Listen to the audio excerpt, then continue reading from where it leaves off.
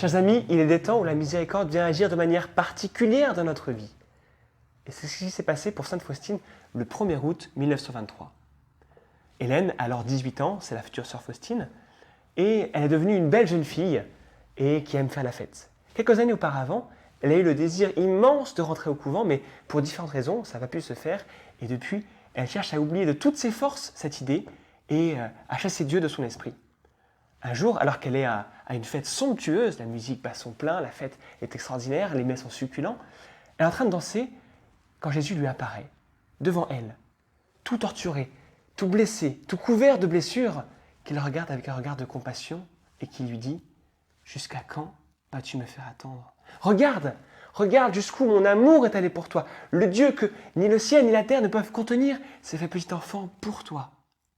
Je t'ai tout offert. Je t'ai offert mes sueurs et mes fatigues sur les routes de Palestine. Je t'ai offert ma flagellation. Je t'ai offert mon sang au calvaire. Je t'ai donné ma mère bien-aimée. Et puis comme ça ne suffisait pas, je me suis fait Eucharistie, un Dieu qui se fait pain. Qu'est-ce que je pouvais faire de plus ? Qu'est-ce que je pouvais faire encore pour te montrer mon amour ? Jusqu'à quand vas-tu me faire attendre ? Je vous laisse imaginer combien cela a dû bouleverser Sainte Faustine.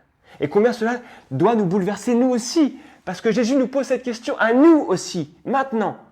Jusqu'à quand allons-nous le faire attendre ? Oh, on pourrait bien sûr se dire, je suis déjà un bon chrétien, je vais à la messe tous les dimanches, je prie de temps en temps, c'est déjà bien.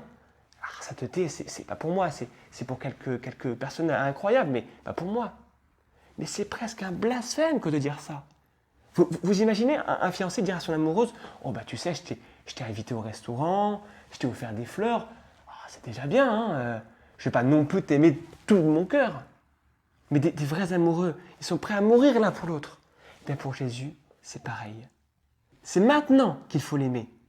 Je sais que Dieu vous m'aimez d'un amour infini, que votre cœur, que vos bras me sont toujours offerts. Et puis, vous m'avez créé pour une seule chose, pour vous aimer et pour vous servir. C'est pour ça que je suis sur la terre. C'est la seule raison pour laquelle je suis créé. C'est le premier commandement d'ailleurs que vous nous avez donné. Tu adoreras Dieu seul et tu l'aimeras plus que tout.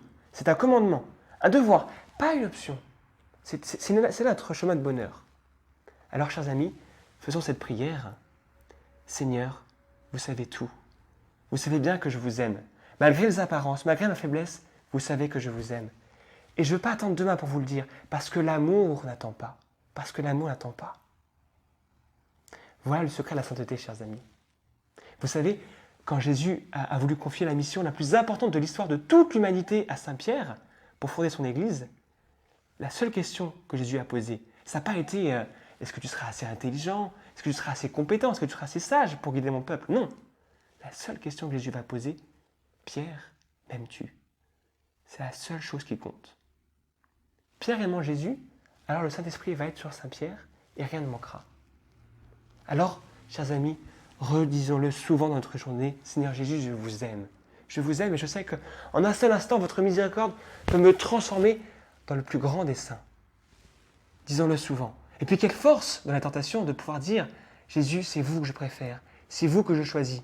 C'est parce que je vous aime, Seigneur Jésus, que je vais faire cet effort qui me coûte. Voilà, c'est un secret qui va transformer vos journées un peu fatigantes, énervantes, en journées radieuses, pleines de la chaleur divine. Amen. Que Dieu vous bénisse et vous garde.